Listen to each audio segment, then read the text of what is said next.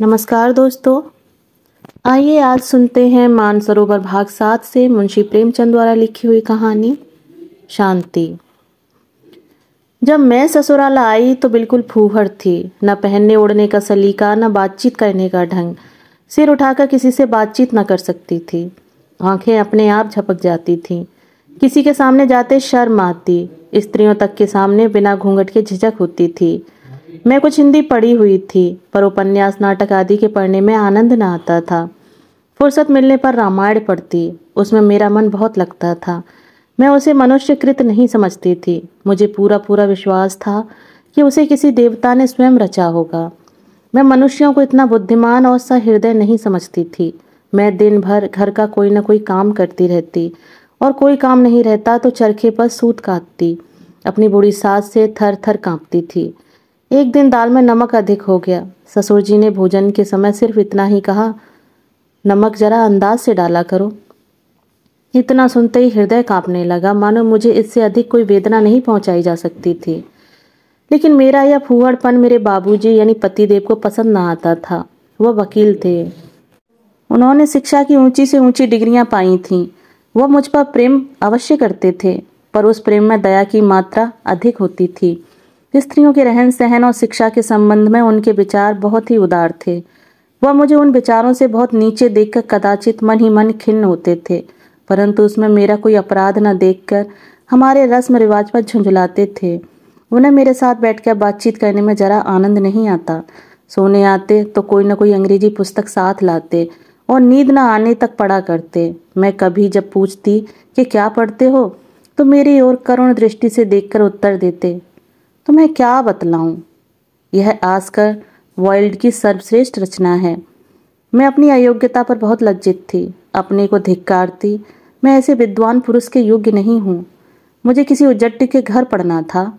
बाबूजी मुझे निरादर की दृष्टि से नहीं देखते थे, यही मेरे लिए सौभाग्य की बात थी।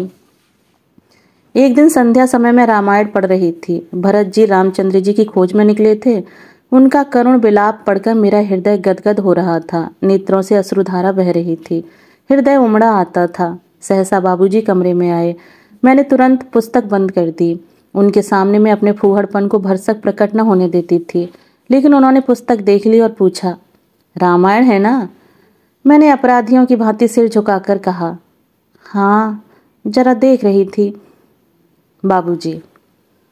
इसमें शक नहीं कि पुस्तक बहुत ही अच्छी है, भावों से भरी हुई है, लेकिन इसमें मानव चरित्र को वैसी खूबी से नहीं दिखाया गया जैसे अंग्रेज या फ्रांसीसी लेखक दिखलाते हैं। तुम्हारी समझ में तो नहीं आएगा, लेकिन कहने में क्या हर्ज है। यूरोप में आजकल स्वाभाविकता का जमाना है। वे लोग मनोभावों के उत्थान और पतन का ऐसा वास्तविक वर्णन करते हैं कि पढ़कर आश्चर्य होता है।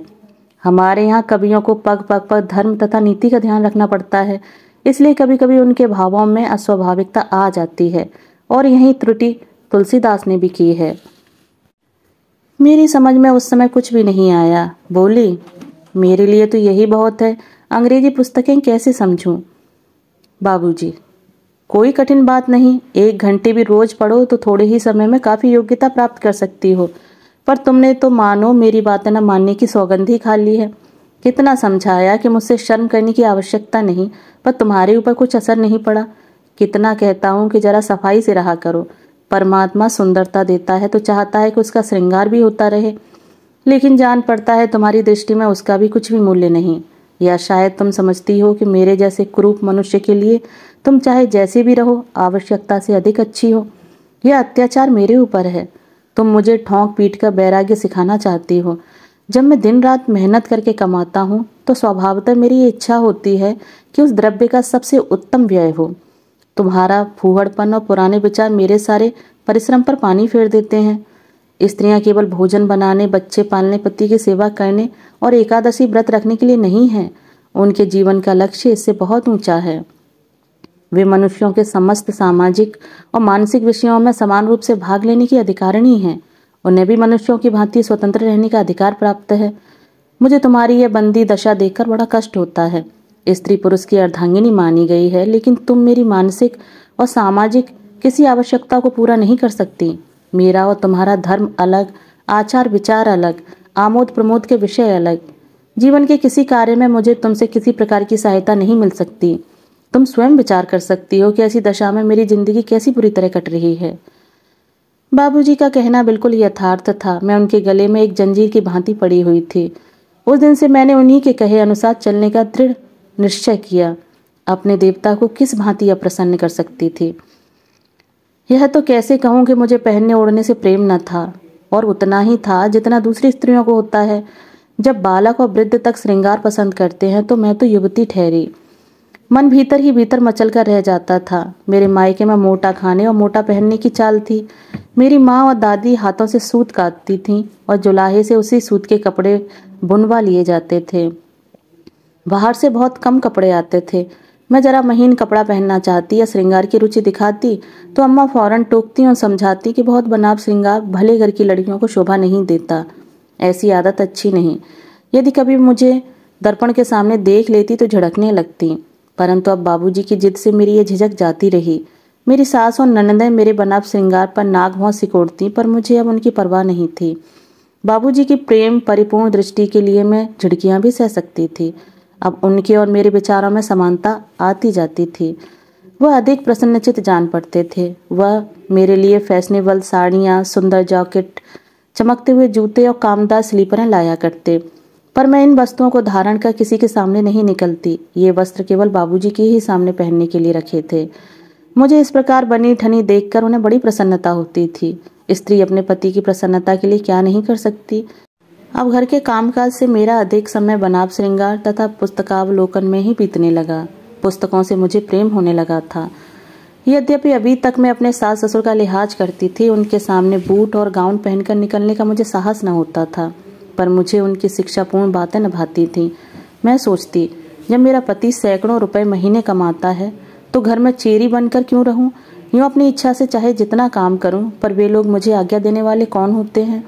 मुझ में आत्माभिमान की मात्रा बढ़ने लगी। यदि अम्मा मुझे कोई काम करने को कहती तो मैं अदबदाकर टाल जाती।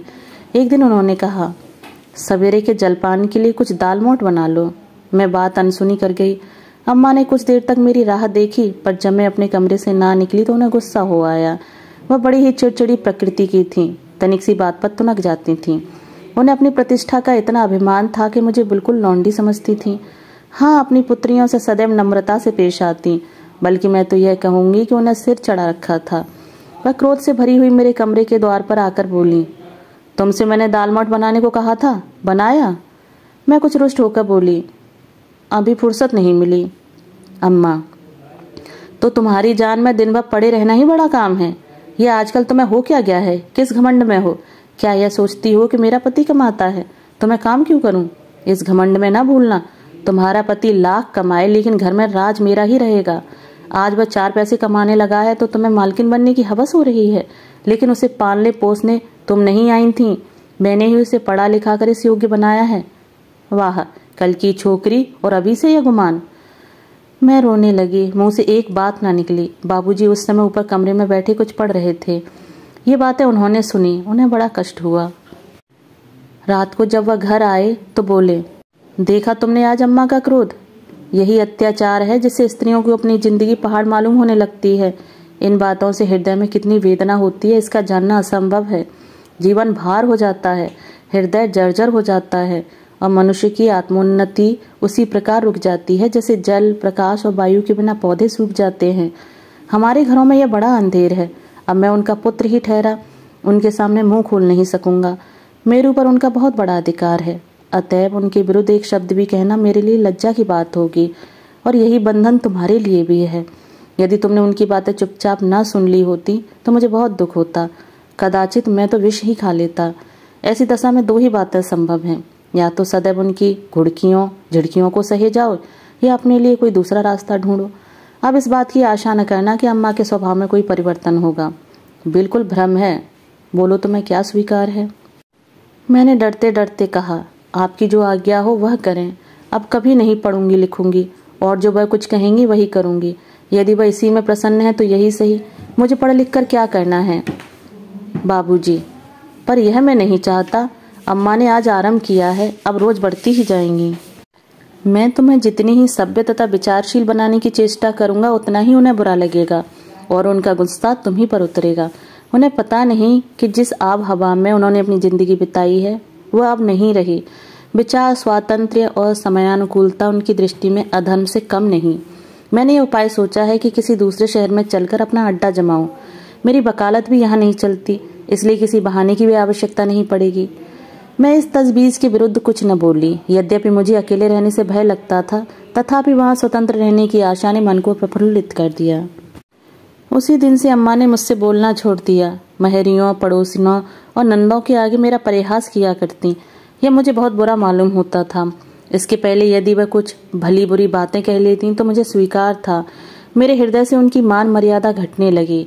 किसी मनुष्य पर इस प्रकार कटाक्ष करना उसके हृदय से अपने आदर को मिटाने के समान है। मेरे ऊपर सबसे गुरुतर दोषारोपण यह था कि मैंने बाबूजी पर कोई मोहन मंत्र फूंक दिया है। वह मेरे इशारे पर चलते हैं, पर यथार्थ में बात उल्टी ही थी। भाद्र मास था। जन्माष्टमी का त्योहार आया। घर में सब लोगों ने व्रत रखा। मैंने भी सदैव की भांति व्रत रखा। ठाकुर जी का जन्म रात को 12 बजे होने वाला था। हम सब बैठी गाती बजाती थी। बाबूजी इन असभ्य व्यवहारों के बिल्कुल विरुद्ध थे। वह होली के दिन रंग भी न खेलते। गाने बजाने की तो बात ही अलग। रात को 1 बजे जब मैं उनके कमरे में गई तो मुझे समझाने लगे, इस प्रकार शरीर को कष्ट देने से क्या लाभ। कृष्ण महापुरुष अवश्य थे और उनकी पूजा करना हमारा कर्तव्य है, पर इस गाने बजाने से क्या फायदा। इस ढोंग का नाम धर्म नहीं है। धर्म का संबंध सच्चाई और ईमान से है, दिखावे से नहीं। बाबूजी स्वयं इसी मार्ग का अनुकरण करते थे। वह भगवत गीता की अत्यंत प्रशंसा करते, उसका पाठ कभी नहीं करते थे। उपनिषदों की प्रशंसा में उनके मुख से मानो पुष्प वृष्टि होने लगती थी, पर मैंने उन्हें कभी कोई उपनिषद पढ़ते नहीं देखा। वह हिंदू धर्म के गूढ़ तत्व ज्ञान पर लट्टू थे, पर उसे समयानुकूल नहीं समझते थे। विशेषकर वेदांत को वो भारत की अवनति का मूल कारण समझते थे। वह कहा करते कि इसी वेदांत ने हमको चौपट कर दिया। हम दुनिया के पदार्थों को तुच्छ समझने लगे, जिसका फल अब भुगत रहे हैं। अब उन्नति का समय है। चुपचाप बैठे रहने से निर्वाण नहीं, संतोष ने ही भारत को गारत कर दिया। उस समय उनको उत्तर देने की शक्ति मुझ में कहाँ थी। हाँ, अब जान पड़ता है कि वह यूरोपियन सभ्यता के चक्कर में पड़े हुए थे। अब वह स्वयं ऐसी बातें नहीं करते। वह जोश अब ठंडा हो चला है। इसके कुछ दिन बाद हम इलाहाबाद चले आए। बाबूजी ने पहले ही 1-2 मंजिला मकान ले रखा था। सब तरह से सजा सजाया। हमारे यहाँ 5 नौकर थे, 2 स्त्रियां, 2 पुरुष और 1 महाराज। अब मैं घर के कुल कामकाज से छुट्टी पा गई। कभी जी घबराता तो कोई उपन्यास लेकर पढ़ने लगती। यहाँ फूल और पीतल के बर्तन बहुत कम थे। चीनी की रकाबियां और प्याले अलमारियों में सजे थे। भोजन मेज पर आता था। बाबूजी बड़े चाव से भोजन करते। मुझे पहले कुछ शर्म आती थी, लेकिन धीरे धीरे मैं भी मेज पर ही भोजन करने लगी। हमारे पास एक सुंदर टमटम भी थी। अब हम पैदल बिल्कुल नहीं चलते। किसी से मिलने 10 पग भी जाना होता तो गाड़ी तैयार कराई जाती। बाबूजी कहते, यही फैशन है। बाबूजी की आमदनी अभी बहुत कम थी। भली भांति खर्च भी न चलता था। कभी कभी मैं उन्हें चिंताकुल देखती तो समझाती कि जब आय इतनी कम है तो व्यय इतना क्यों बढ़ा रखा है। कोई छोटा सा मकान ले लो, 2 नौकरों से भी काम चल सकता है। लेकिन बाबूजी मेरी बातों पर हंस देते और कहते, मैं अपनी दरिद्रता का ढिंढोरा अपने आप क्यों पीटूं। दरिद्रता प्रकट करना दरिद्र होने से कहीं अधिक दुखदायी होता है। भूल जाओ कि हम लोग निर्धन हैं, फिर लक्ष्मी हमारे पास आप दौड़ी आएगी। खर्च बढ़ना, आवश्यकताओं का अधिक होना ही द्रव्योपार्जन की पहली सीढ़ी है। इससे हमारी गुप्त शक्तियां विकसित हो जाती हैं और हम उन कष्टों को झेलते हुए आगे पग धरने के योग्य होते हैं। संतोष दरिद्रता का दूसरा नाम है। अस्तु, हम लोगों का खर्च दिन दिन बढ़ता ही जाता था। हम लोग सप्ताह में 3 बार थिएटर जरूर देखने जाते। सप्ताह में 1 बार मित्रों को भोजन अवश्य ही दिया जाता। अब मुझे सूझने लगा कि जीवन का लक्ष्य सुख भोग ही है। ईश्वर को हमारी उपासना की इच्छा नहीं। उसने हमको उत्तम उत्तम वस्तुएं भोगने के लिए ही दी हैं। उसको भोगना ही उसकी सर्वोत्तम आराधना है। एक ईसाई लेडी मुझे पढ़ाने तथा गाना सिखाने आने लगी। घर में एक पियानो भी आ गया। इन्हीं आनंदों में फंसकर मैं रामायण और भक्तमाल को भूल गई। ये पुस्तकें मुझे अप्रिय लगने लगी। देवताओं से विश्वास उठ गया। धीरे धीरे यहाँ के बड़े लोगों से स्नेह और संबंध बढ़ने लगा। यह एक बिल्कुल नई सोसाइटी थी। इसके रहन सहन, आहार व्यवहार और आचार विचार मेरे लिए सर्वथा अनोखे थे। मैं इस सोसाइटी में ऐसी जान पड़ती जैसे मोरों में कौआ। इन लेडियों की बातचीत कभी थिएटर और घुड़दौड़ के विषय में होती, कभी टेनिस, समाचार पत्रों और अच्छे अच्छे लेखकों के लेखों पर। उनके चातुर्य, बुद्धि की तीव्रता, फुर्ती और चपलता पर मुझे अचंभा होता। ऐसा मालूम होता कि वे ज्ञान और प्रकाश की पुतलियां हैं। वे बिना घूंघट बाहर निकलती, मैं उनके साहस पर चकित रह जाती। वे मुझे भी कभी कभी अपने साथ ले जाने की चेष्टा करती, लेकिन मैं लज्जावश ना जा सकती। मैं उन लेडियों को कभी उदास या चिंतित नहीं पाती। मिस्टर दास बहुत बीमार थे, परंतु मिसेज दास के माथे पर चिंता का चिन्ह तक न था। मिस्टर बागड़ी नैनीताल में तपेदिक का इलाज करा रहे थे, पर मिसेज बागड़ी नित्य टेनिस खेलने जाती थीं। इस अवस्था में मेरी क्या दशा होती मैं ही जानती हूँ। इन लेडियों की रीति नीति में एक आकर्षण शक्ति थी जो मुझे खींचे लिए जाती थी। मैं उन्हें सदैव आमोद प्रमोद के लिए उत्सुक देखती और मेरा भी जी चाहता कि उन्हीं की भांति मैं भी निसंकोच हो जाती। उनका अंग्रेजी वार्तालाप सुन मुझे मालूम होता कि ये देवियां हैं। मैं अपनी त्रुटियों की पूर्ति के लिए प्रयत्न किया करती। इसी बीच में मुझे एक खेदजनक अनुभव होने लगा। यद्यपि बाबूजी पहले से मेरा अधिक आदर करते, मुझे सदैव डियर, डार्लिंग आदि कहकर पुकारते थे, तथापि मुझे उनकी बातों में एक प्रकार की बनावट मालूम होती थी। ऐसा प्रतीत होता मानो ये बातें उनके हृदय से नहीं केवल मुख से निकलती हैं। उनके स्नेह और प्यार में हार्दिक भावों की जगह अलंकार ज्यादा होता था। किंतु और भी अचंभे की बात यह थी कि अब मुझे बाबूजी पर वह पहले किसी श्रद्धा न रही। अब उनकी सिर की पीड़ा से मेरे हृदय में पीड़ा न होती थी। मुझ में आत्म गौरव का आविर्भाव होने लगा था। अब मैं अपना बनाव श्रृंगार इसलिए करती थी कि संसार में यह भी मेरा कर्तव्य है, इसलिए नहीं कि मैं किसी एक पुरुष की व्रतधारिणी हूँ। अब मुझे भी अपनी सुंदरता पर गर्व होने लगा था। मैं अब किसी दूसरे के लिए नहीं, अपने लिए जीती थी। त्याग तथा सेवा का भाव मेरे हृदय से लुप्त होने लगा था। मैं अब भी पर्दा करती थी, परंतु हृदय अपनी सुंदरता की सराहना सुनने के लिए व्याकुल रहता था। एक दिन मिस्टर दास तथा और भी उनके सभ्यगण बाबूजी के साथ बैठे हुए थे। मेरे और उनके बीच में केवल एक पर्दे की आड़ थी। बाबूजी मेरी इस झिझक से बहुत ही लज्जित थे। इसे वह अपनी सभ्यता में काला धब्बा समझते थे। कदाचित यह दिखाना चाहते थे कि मेरी स्त्री इसलिए पर्दे में नहीं है कि वह रूप तथा वस्त्राभूषण में किसी से कम है, बल्कि इसलिए कि अभी उसे लज्जा आती है। वो मुझे किसी बहाने से बार बार पर्दे के निकट बुलाते, जिसमें उनके मित्र मेरी सुंदरता और वस्त्राभूषण देख लें। अंत में कुछ दिन बाद मेरी झिझक गायब हो गई। इलाहाबाद आने के पूरे 2 वर्ष बाद मैं बाबूजी के साथ बिना पर्दे के सैर करने लगी। सैर के बाद टेनिस की नौबत आई। अंत में मैंने क्लब में जाकर दम लिया। पहले यह टेनिस और क्लब मुझे तमाशा सा मालूम होता था, मानो वे लोग व्यायाम के लिए नहीं बल्कि फैशन के लिए टेनिस खेलने आते थे।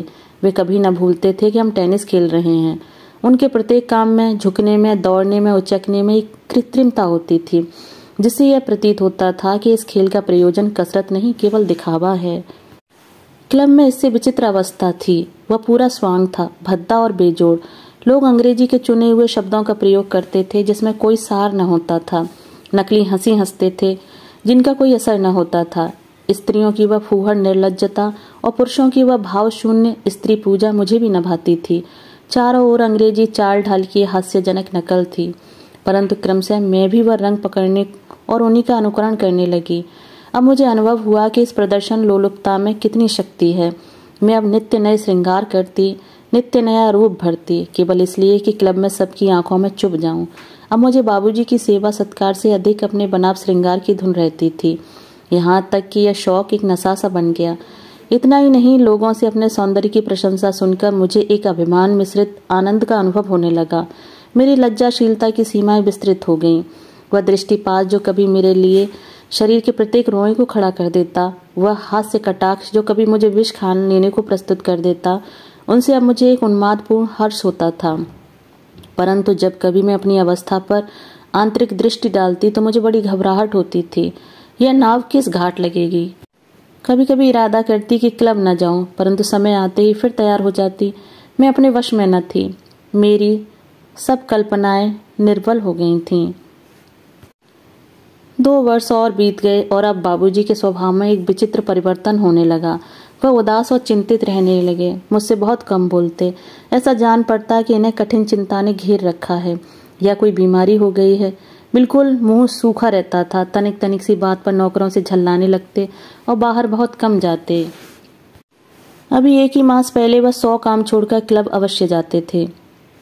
वहां गए बिना उन्हें कल न पड़ती थी। अब अधिकतर अपने कमरे में आराम कुर्सी पर लेटे हुए समाचार पत्र और पुस्तकें देखा करते थे। मेरी समझ में न आता कि बात क्या है। एक दिन उन्हें बड़े जोर का बुखार आया। दिन भर बेहोश रहे, परंतु मुझे उनके पास बैठने में अनुकुच सा लगता था। मेरा जी एक उपन्यास में लगा हुआ था। उनके पास जाती थी और पल भर में फिर लौट आती। टेनिस का समय आया तो दुविधा में पड़ गई कि जाऊं या ना जाऊं। देर तक मन में यह संग्राम होता रहा। अंत को मैंने यही निर्णय किया कि मेरे यहाँ रहने से वह कुछ अच्छे तो हो नहीं जाएंगे, इससे मेरा यहाँ बैठा रहना बिल्कुल निरर्थक है। मैंने बढ़िया वस्त्र पहने और रैकेट लेकर क्लब घर जा पहुंची। वहां मैंने मिसेज दास और मिसेज बागची से बाबूजी की दशा बतलाई और सजल नेत्र चुपचाप बैठी रही। जब सब लोग कोर्ट में जाने लगे तो मिस्टर दास ने मुझसे चलने को कहा तो मैं ठंडी आह भरकर कोर्ट में जा पहुंची और खेलने लगी। आज से 3 वर्ष पूर्व बाबूजी को इसी प्रकार बुखार आ गया था। मैं रात भर उन्हें पंखा झलती रही थी। हृदय व्याकुल था और यही चाहती थी कि इनके बदले मुझे बुखार आ जाए, परंतु वह उठ बैठे। पर अब हृदय तो स्नेह शून्य हो गया था, दिखावा अधिक था। अकेले रोने की मुझमें क्षमता नहीं रह गई थी। मैं सदैव की भांति रात को 9 बजे लौटी। बाबूजी का जी कुछ अच्छा जान पड़ा। उन्होंने मुझे केवल दबी दृष्टि से देखा और करवट बदल ली, परंतु मैं लेटी तो मेरा हृदय मुझे अपनी स्वार्थपरता और प्रमोदाशक्ति पर धिक्कारता। मैं अब अंग्रेजी उपन्यासों को समझने लगी। हमारी बातचीत अधिक उत्कृष्ट और आलोचनात्मक होती थी। हमारी सभ्यता का आदर्श अब बहुत ही उच्च हो गया।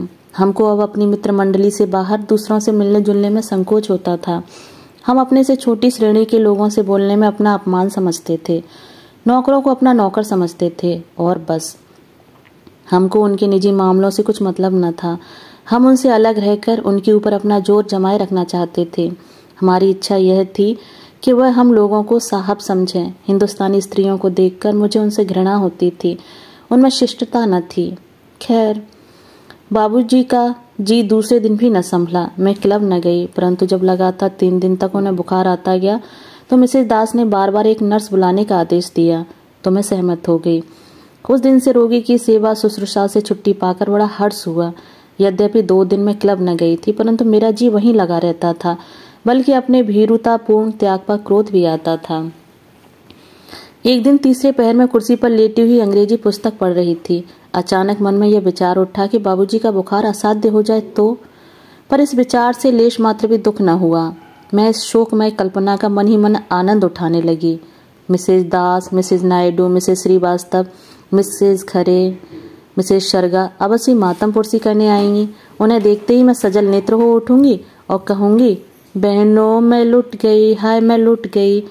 अब मेरा जीवन अंधेरी रात के भयावह वन या शमशान के दीपक के समान है, परंतु मेरी अवस्था पर दुख न प्रकट करो। मुझ पर जो पड़ेगी उसे मैं उस महान आत्मा के मोक्ष के विचार से सह लूंगी। मैंने इस प्रकार मन में एक शोकपूर्ण व्याख्यान की रचना कर डाली। यहाँ तक कि अपने उस वस्त्र के विषय में भी निश्चय कर लिया जो मृतक के साथ शमशान जाते समय पहनूंगी। इस घटना की शहर भर में चर्चा हो जाएगी। सारे कंटोनमेंट के लोग मुझे संवेदना के पत्र भेजेंगे। तब मैं उनका उत्तर समाचार पत्रों में प्रकाशित करा दूंगी कि मैं प्रत्येक शोक पत्र का उत्तर देने में असमर्थ हूँ। हृदय के टुकड़े टुकड़े हो गए हैं। उसे रोने के सिवा और किसी काम के लिए समय नहीं है।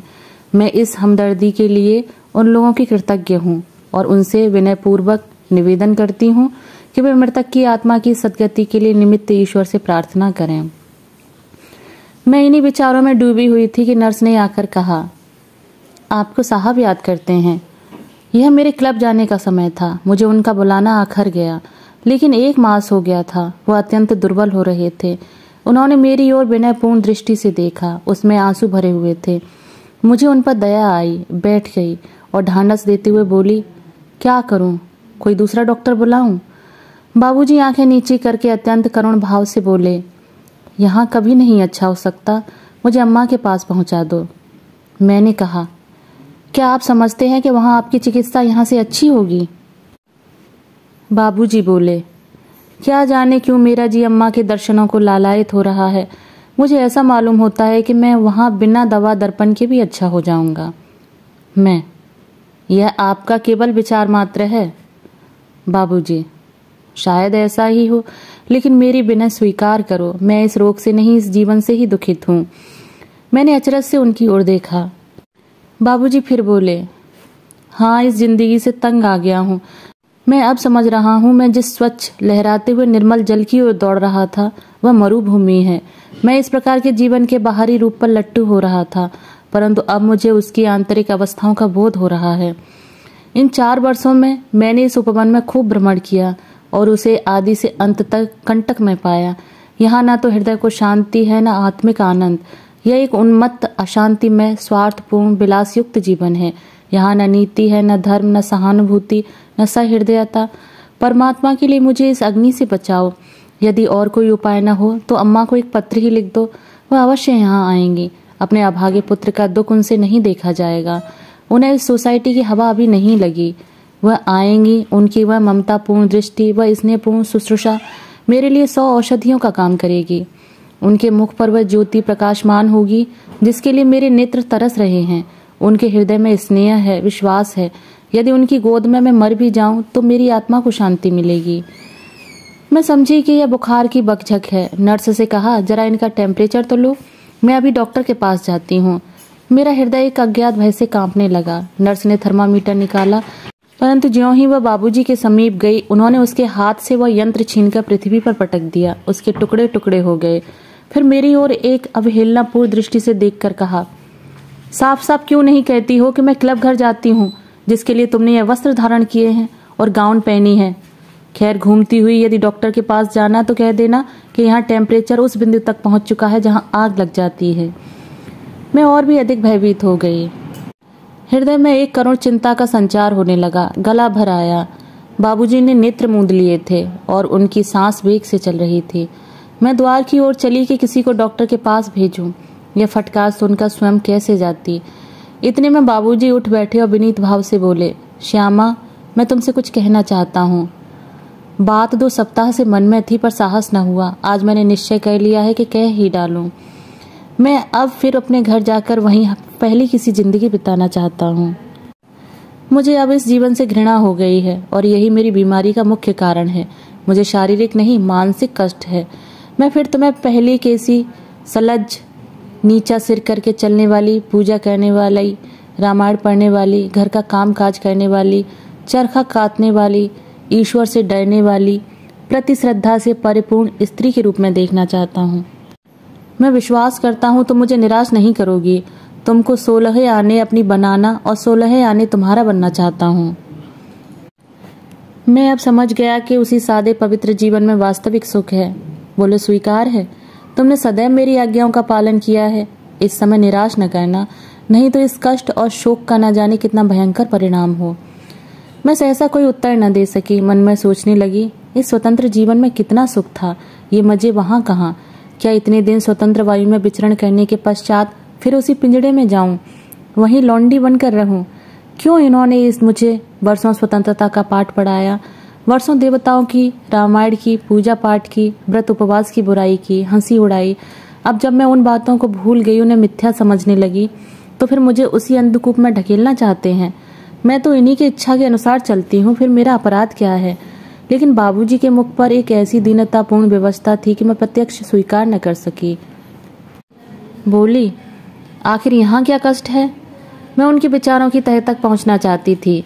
बाबूजी फिर उठ बैठे और मेरी ओर कठोर दृष्टि से देखकर बोले, बहुत ही अच्छा होता कि तुम इस प्रश्न को मुझसे पूछने के बदले अपने ही हृदय से पूछ लेती। क्या अब मैं तुम्हारे लिए वही हूँ जो आज से 3 वर्ष पहले था, जब मैं तुमसे अधिक शिक्षा प्राप्त, अधिक बुद्धिमान, अधिक जानकार होकर तुम्हारे लिए वह नहीं रहा जो पहले था? तुमने चाहे इसका अनुभव न किया हो, परंतु मैं स्वयं कर रहा हूँ। तो मैं कैसे अनुमान करूं कि उन्हीं भावों ने तुम्हें स्खलित न किया होगा?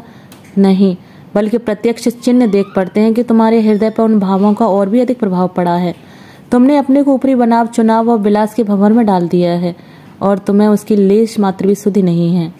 अब मुझे पूर्ण विश्वास हो गया है कि सभ्यता, स्वेच्छाचारिता का भूत स्त्रियों के कोमल हृदय पर बड़ी सुगमता से कब्जा कर सकता है।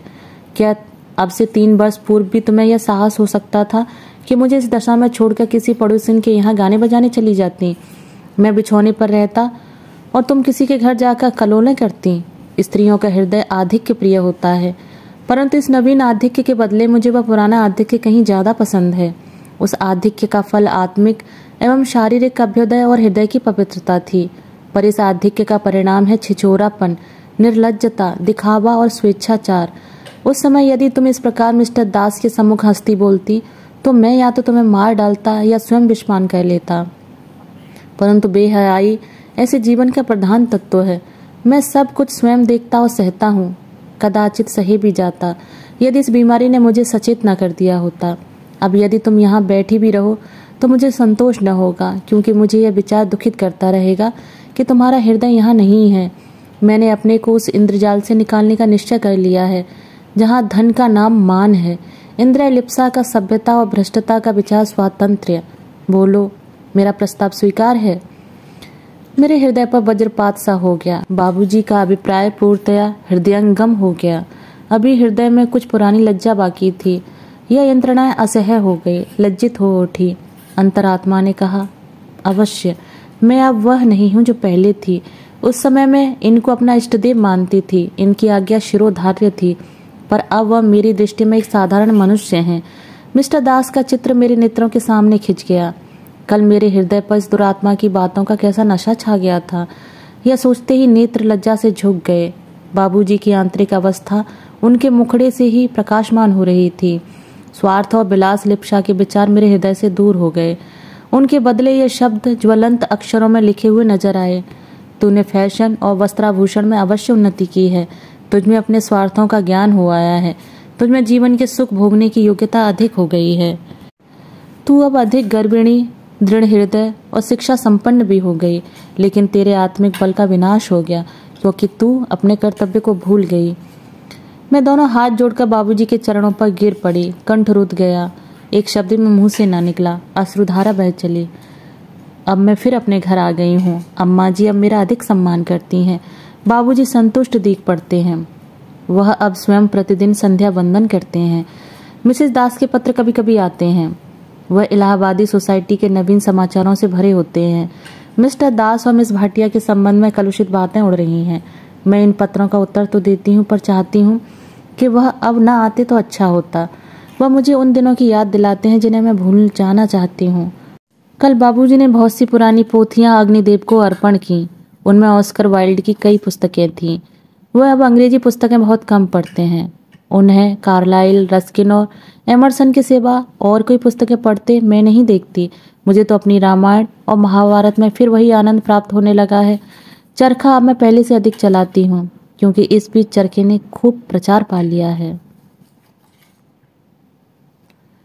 दोस्तों, अभी आप सुन रहे थे मुंशी प्रेमचंद द्वारा लिखी हुई कहानी शांति।